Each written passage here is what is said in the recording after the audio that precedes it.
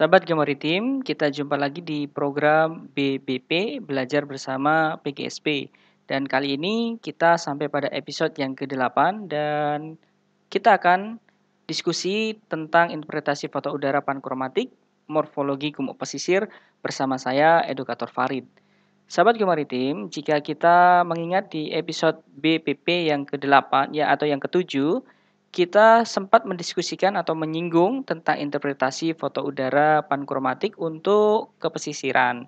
Artinya masih ada hubungannya. Namun di kesempatan yang ini, kesempatan yang ke-8 ini, episode ke-8 ini, kita lebih mengerucut lagi tentang gumuk pasir atau morfologi gumuk pasir. Sahabat Geomaritim, kita akan masuk kepada materi. Sahabat Geomaritim, kita akan kembali gunakan foto udara gumuk pasir Parangtritis tahun 1976. Kenapa? Karena ini adalah data penginderaan jauh yang paling lampau untuk kawasan gumuk pasir Parangtritis. Kita bisa lihat di kawasan ini hampir seluruhnya masih lestari. Hampir kita tidak temukan ada vegetasi di sana. Sahabat Geomaritim bisa perhatikan titik-titik berwarna merah ini, garis berwarna merah ini adalah batasan dari kawasan konservasi gumuk pasir yang ada di Parangtritis. Yang bagian tengah ini adalah zona inti, kemudian di sebelah kiri adalah zona penunjang, adapun yang sebelah timur adalah zona terbatas. Sebelah timur zona terbatas, di tengah adalah zona inti, dan yang paling barat adalah zona penunjang. Sahabat Geomaritim, sebelum kita menginterpretasi foto udara pankromatik ini, ada beberapa bekal yang harusnya kita ketahui sebelumnya, yakni paling tidak adalah tentang knowledge dan juga kronologi interpretasi. Apa itu knowledge? Knowledge adalah kemampuan dasar pengetahuan tentang dinamika gumuk pasir. Artinya ketika kita tidak mengetahui dinamikanya, itu akan menjadi sulit, kita akan sulit untuk menginterpretasi. Jadi paling tidak kita sudah mengetahui tentang gambaran umum bagaimana gumuk pasir itu terbentuk, gumuk pasir itu adalah morfologi yang seperti apa, paling tidak kita mengetahui gambaran secara umumnya dan itu bisa memudahkan bagi interpreter untuk bisa mengenali morfologi gumuk pasir. Kemudian selanjutnya adalah pengetahuan tentang macam-macam morfologinya. Kita akan sebutkan beberapa macam-macam morfologi, karakteristiknya, perbedaannya, sehingga itu akan juga memudahkan untuk kita menginterpretasi foto udara pankromatik untuk kawasan gumuk pasir. Dan yang tidak kalah penting, bekal yang juga semestinya, walaupun ini tidak menjadi sesuatu yang keharusan bagi interpreter adalah pengetahuan lokal. Artinya ketika ada dua interpreter, yang pertama, dia mengetahui kawasan yang akan dia interpretasi. Sedangkan interpreter yang kedua, dia mungkin belum mengenal sama sekali tentang kawasan yang akan diinterpretasi. Maka tentu hasil dari interpretasinya, hasil dari identifikasinya tentu akan berbeda. Mungkin interpreter yang pertama karena dia mengetahui lokal atau mengetahui kondisi lingkungan fisik yang ada di kawasan tersebut, dia langsung berpikir dan bisa menyimpulkan terhadap dinamika yang ada di sana, morfologi yang ada di sana. Sedangkan bagi interpreter yang sama sekali tidak pernah mengetahui tentang kondisi fisiknya, itu akan menjadi sulit bagi interpreter tersebut. Dan juga bekal yang lain adalah mengetahui tentang kronologi interpretasi. Sahabat Gemaritim, kronologi interpretasi ini sempat kita singgung ya di BBP episode yang ke-7. Tapi kita akan kembali lagi coba mengulas khususnya untuk studi kasus gumuk pasir ini. Yang pertama adalah seorang interpreter tentu akan menjalani atau melaksanakan atau melakukan deteksi morfologi. Bagaimana morfologinya, deteksi awalnya, diketahui adanya dinamika di sana, maka itu adalah kronologi pertama interpretasi dalam melakukan interpretasi. Kemudian selanjutnya adalah mengidentifikasi dari morfologi tersebut, dan ini tentu dengan bekal kita sudah mengetahui macam-macam morfologi. Kemudian selanjutnya adalah baru kita dapat melakukan klasifikasi dari morfologi. Sahabat Geomaritim, yang pertama adalah kita mengetahui dinamika dari gumuk pasir yang ada di Parangtritis.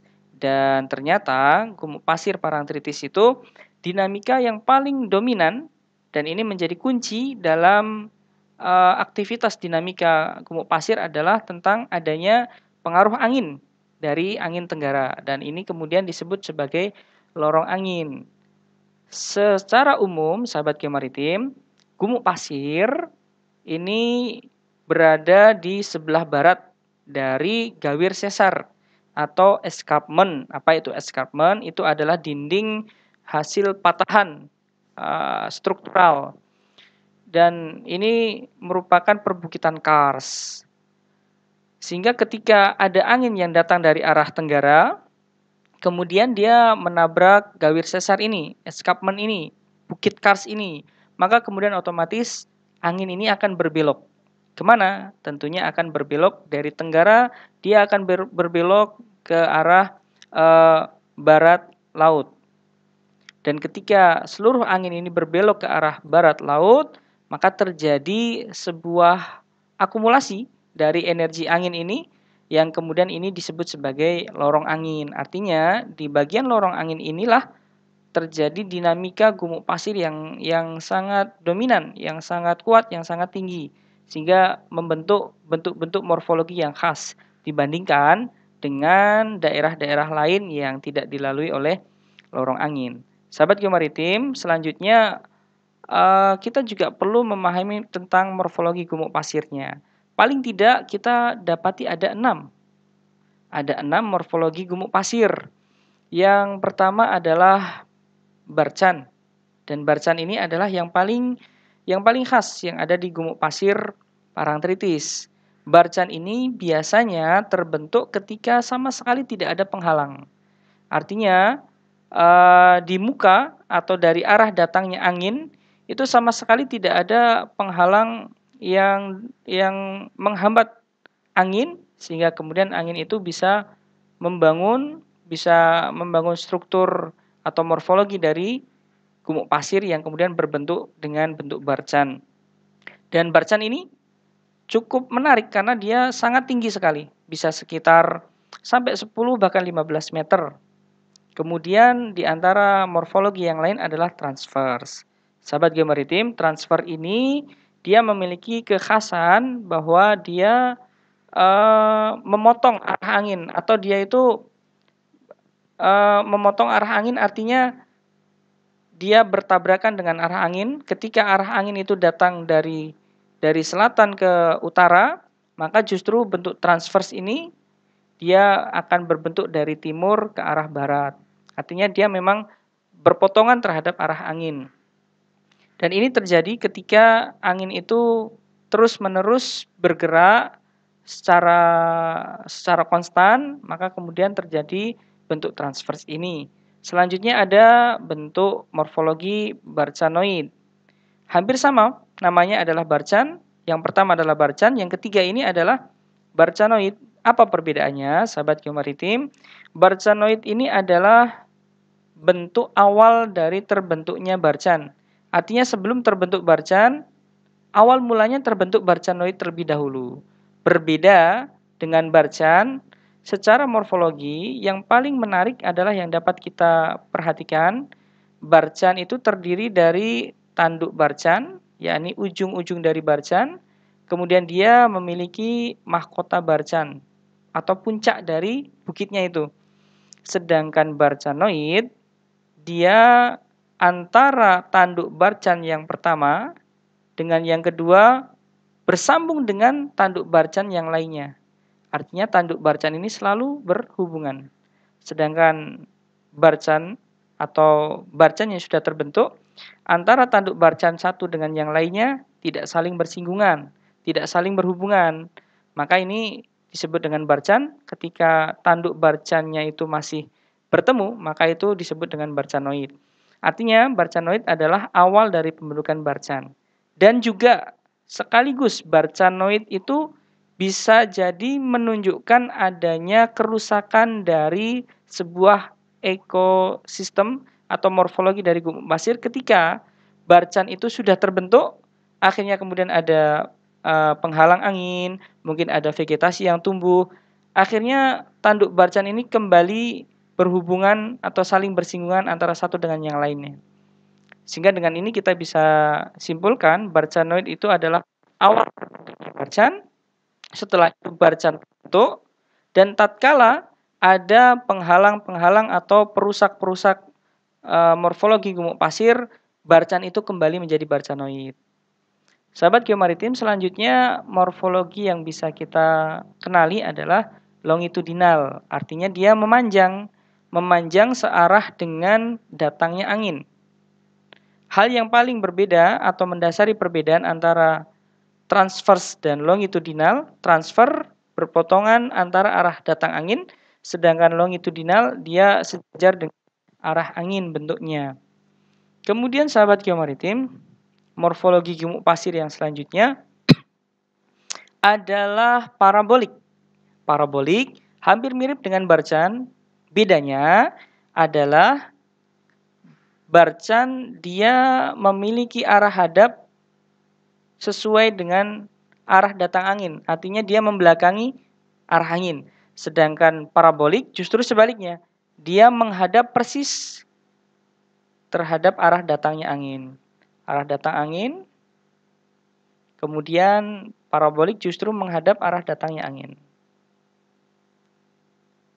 Dan kemudian apa ciri khas dari parabolik atau faktor apa yang menjadikan parabolik itu terbentuk? Parabolik terbentuk ketika stok dari sedimen yang ada di hadapannya ini kemudian mulai menipis. Maka tatkala dia sudah mulai menipis, akhirnya kemudian terbentuk menjadi parabolik. Stok sedimennya menipis, tapi energi anginnya masih terus ada, maka akhirnya kemudian terbentuk menjadi parabolik. Dan yang terakhir, sahabat geomaritim, adalah bentuk star. Bentuk star ini bisa kita katakan bentuk yang diacak. Artinya arah hadap dari lereng gumuk pasirnya itu menghadap ke arah manapun. Dan ini ditunjukkan dengan adanya banyak lereng-lereng dari seluruh sisinya. Ini terjadi ketika arah datang angin itu datang dari arah yang berbeda-beda setiap waktunya dan memiliki potensi atau kekuatan yang hampir sama. Artinya tatkala datang dari utara, di waktu yang lain angin itu datang dari arah barat, di waktu yang lain arah datangnya itu dari timur dan seterusnya, tapi masing-masing memiliki kekuatan yang sama. Akhirnya terbentuklah banyak punggung-punggung dari bukit-bukit gumuk pasir ini. Sahabat geomaritim, kita lanjutkan tentang local knowledge. Tadi sudah kita katakan local knowledge itu paling tidak ini menjadi bekal bagi interpreter untuk bisa mengenali kondisi atau bisa mengidentifikasi morfologi gumuk pasir.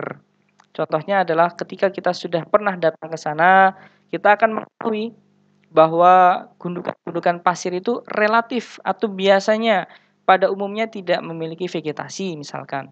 Ini adalah perbukitannya atau punggung dari sebuah bukit pasir, umumnya itu tidak memiliki vegetasi.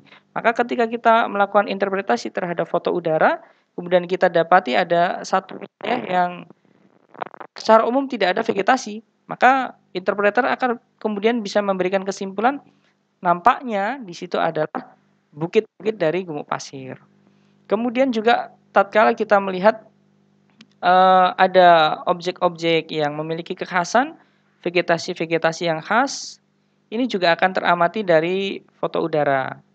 Maka ketika kita mengetahui bahwa ini adalah pohon nipah atau pohon siwalan, biasanya warga lokal menyebutnya dengan pohon siwalan, maka kita atau interpreter juga akan mengetahui ini adalah bentuk karakteristik dari morfologi tertentu. Maka ini pentingnya local knowledge. Artinya dengan ini kita juga ketahui bahwa penginderaan jauh itu tidak melulu hanya menggunakan data foto udara saja. Tidak perlu datang ke lapangan, maka ini pemahaman yang salah. Yang benar adalah foto udara itu digunakan untuk memudahkan menganalisis secara spasial. Hanya untuk memudahkan, menjadikan pekerjaan itu lebih efektif dan efisien. Tapi nyatanya tetap juga interpreter itu perlu untuk datang ke lokasi. Sahabat geomaritim, selanjutnya kita mengingatkan kembali tentang interpretasi, dan kali ini studi kasusnya adalah gumuk pasir. Maka kita ingatkan, kita singgung lagi. Meskipun ini sudah ada di episode yang ke-7, BBP yang ke-7, bahwa interpretasi itu adalah aktivitas pemberian nama morfologi gumuk pasir berdasarkan kenampakannya. Apakah itu barcan, apakah itu transverse, apakah itu longitudinal yang sejajar dengan arah datangnya angin, atau itu parabolik, atau juga itu bentuk morfologinya adalah star atau bintang. Kemudian ketika kita atau interpreter melakukan interpretasinya, tentu akan melewati tahapan-tahapan deteksi, identifikasi, dan klasifikasi. Ini tidak dipungkiri. Deteksi itu adalah melacak adanya dinamika di suatu lokasi. Kemudian terlihat ada dinamika di sana, ada dinamika yang aktif, dan itu bisa diketahui dari teksturnya mungkin, atau dari bayangannya, dari bentuk-bentuknya, dan dari pola-polanya. Kemudian diketahui ada dinamika yang menarik di suatu tempat, maka itu deteksi. Kemudian setelah itu identifikasi. Dinamika yang teramati itu sebetulnya apa? Bagaimana karakternya? Maka itu disebut dengan identifikasi. Setelah itu ketika kita mendapatkan kesimpulan yang sama ini kemudian dikelaskan. Inilah yang kemudian disebut dengan klasifikasi. Sahabat geomaritim, ini diantara ilustrasi tentang deteksi morfologi gumuk pasir, dan ini adalah tahapan yang pertama ketika kita melakukan interpretasi terhadap morfologi gumuk pasir. Yang pertama adalah deteksi. Di awal sudah kita sampaikan, sahabat geomaritim, bahwa gumuk pasir itu sangat terkontrol oleh adanya lorong angin.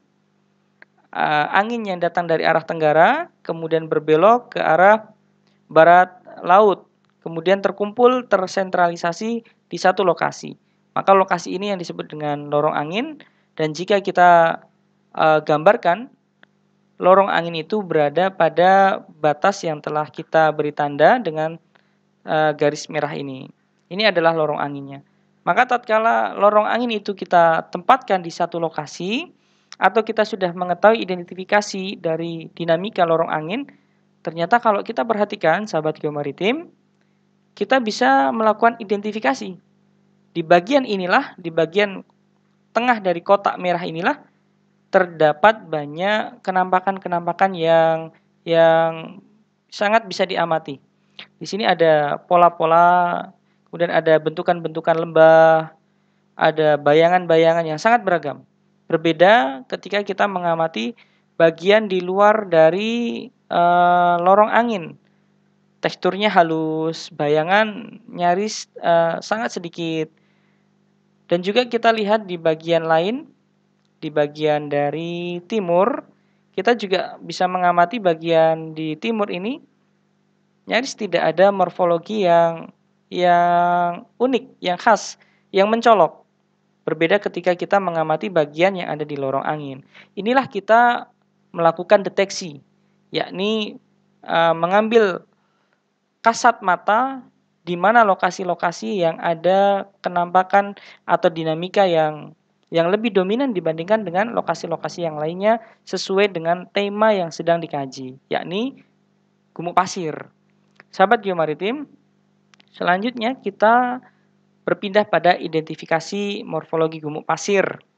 Tadi sudah kita katakan, kita sudah membatasi bahwa interpretasi kita ada pada bagian dari lorong angin. Bagian ini. Maka ketika kita melakukan identifikasi, kita tetap fokus pada bagian yang sudah kita batasi, sahabat geomaritim. Dan sahabat geomaritim bisa perhatikan ada bagian-bagian yang bisa kita amati dan kita bisa identifikasi sesuai dengan morfologi yang sudah kita pelajari. Ada barcan, ada parabolik, kemudian ada transverse, ada longitudinal, ada star, dan juga ada barcanoid. Maka dari sini kita bisa amati ada beberapa objek-objek yang terindikasi sebagai barcan.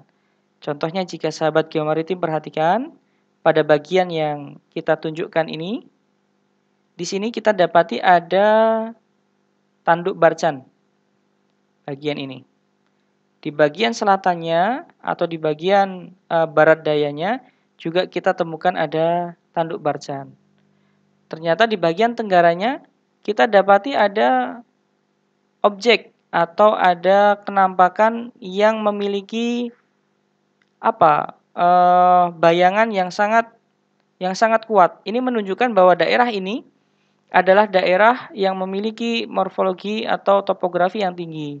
Sehingga kita bisa katakan diidentifikasi bahwa ini adalah mahkota Barcan. Akhirnya kita temukan bagian ini adalah terindikasi sebagai morfologi dari bentuk Barcan.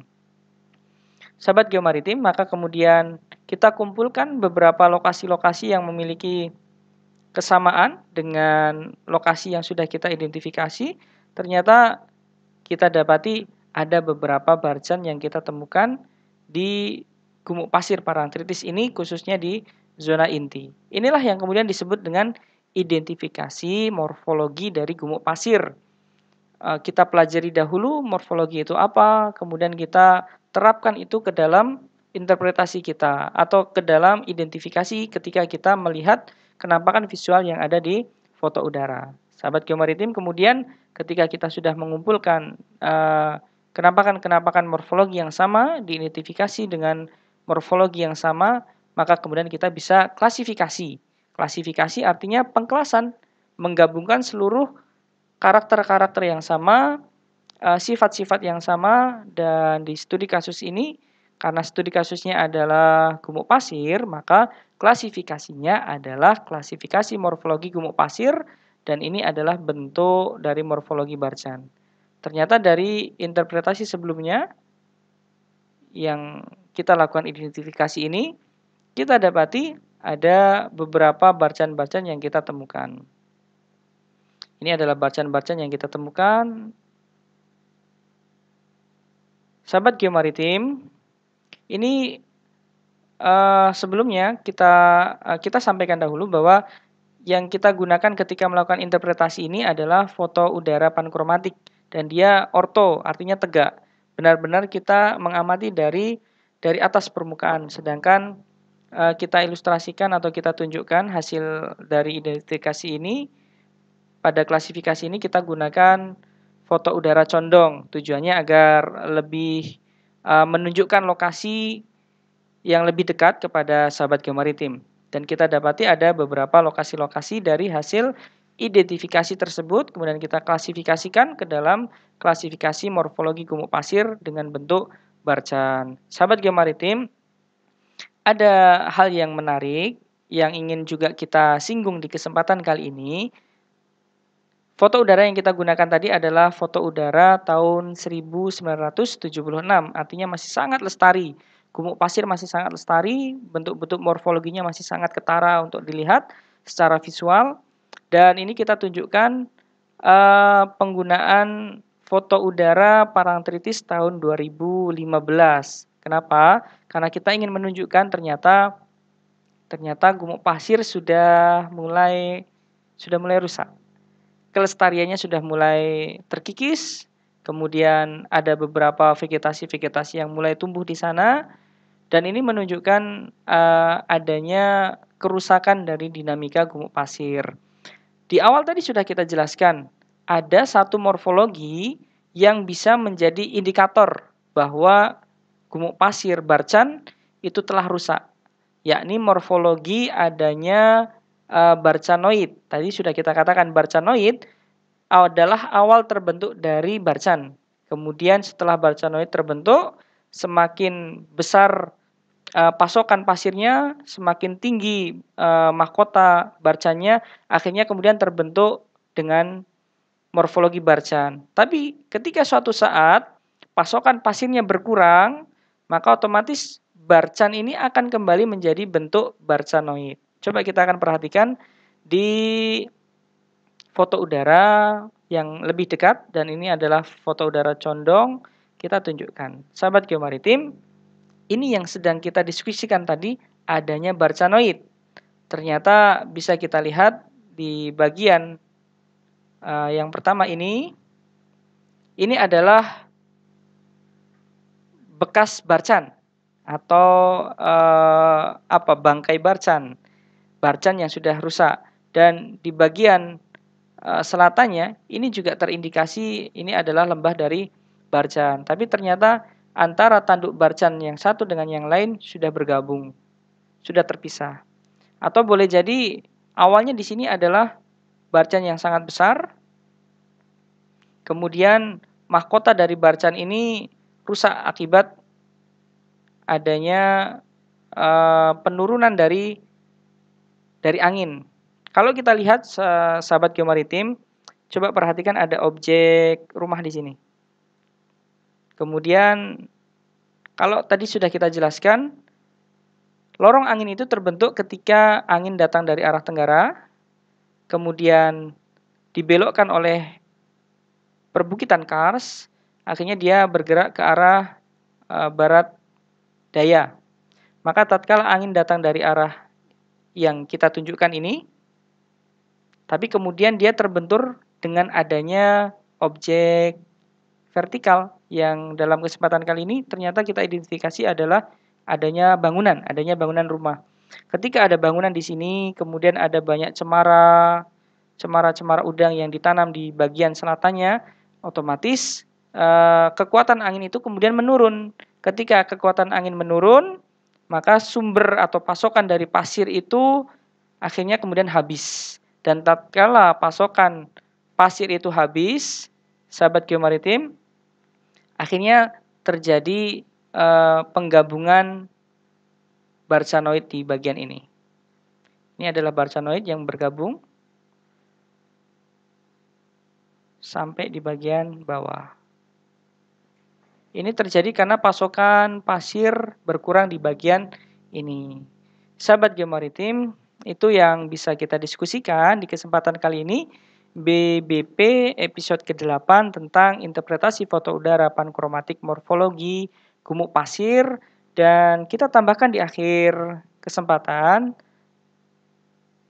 apakah kita juga bisa melakukan interpretasi terhadap morfologi gumuk pasir menggunakan foto udara yang berwarna, karena pankromatik tadi di awal kita katakan itu bukan foto udara yang berwarna karena hanya hitam putih atau rona gelap terang. Tapi bagaimana ketika kita melakukan interpretasi pada foto udara yang berwarna, karena di hari ini sudah banyak sekali teknologi drone yang bisa kita gunakan untuk melakukan pemetaan, monitoring, pemotretan udara, dan semuanya itu menghasilkan foto udara yang berwarna.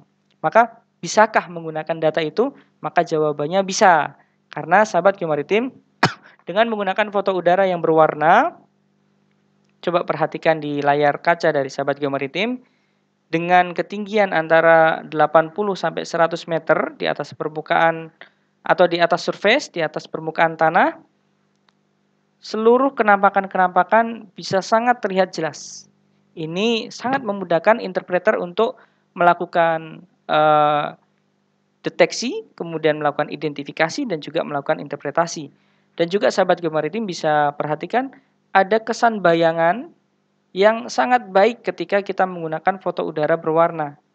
Di bagian sisi yang kita tunjukkan tandanya ini sangat cerah. Tapi ternyata di sebaliknya, di sini bagian yang kita tandai, ini bagian yang sangat gelap. Ini menunjukkan ada kesan bayangan yang baik yang bisa diamati oleh interpreter. Maka ini juga menjadi satu bahan yang baik, satu data yang baik ketika kita akan menggunakannya sebagai bahan untuk interpretasi. Dan juga kita bisa amati ada vegetasi-vegetasi yang sangat ketara, sangat jelas untuk diidentifikasi.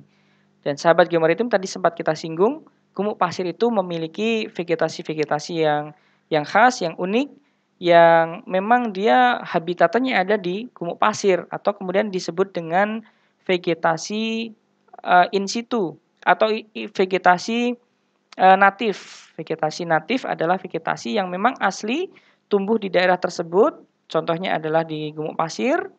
Gumuk pasir memiliki tumbuhan-tumbuhan natif yang memang tumbuh di sana. Ada juga tumbuhan-tumbuhan yang memang didatangkan oleh manusia yang kemudian justru menjadi perusak dari morfologi gumuk pasir yang itu kemudian disebut dengan tumbuhan invasif, tumbuhan yang didatangkan untuk budidaya, mungkin untuk diambil kayunya, diambil buahnya dan seterusnya, itu kemudian disebut dengan tumbuhan invasif.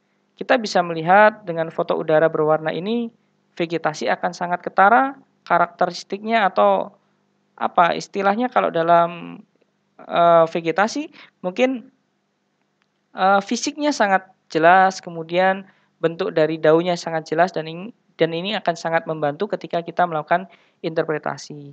Semoga ini bisa menjadi kesempatan yang akan datang untuk kita diskusikan lebih lanjut tentang bagaimana melakukan interpretasi pada foto udara berwarna. Sahabat Geomaritim, itu yang bisa kita sampaikan di kesempatan kali ini. Dan kami sampaikan kepada seluruh sahabat Geomaritim, jangan lupa subscribe channel PGSP TV dan juga follow Instagram kami, Twitter dan juga Facebook di @geomaritimsp. Demikian dari kami dan saya Edukator Farid mengucapkan terima kasih. Assalamualaikum warahmatullahi wabarakatuh.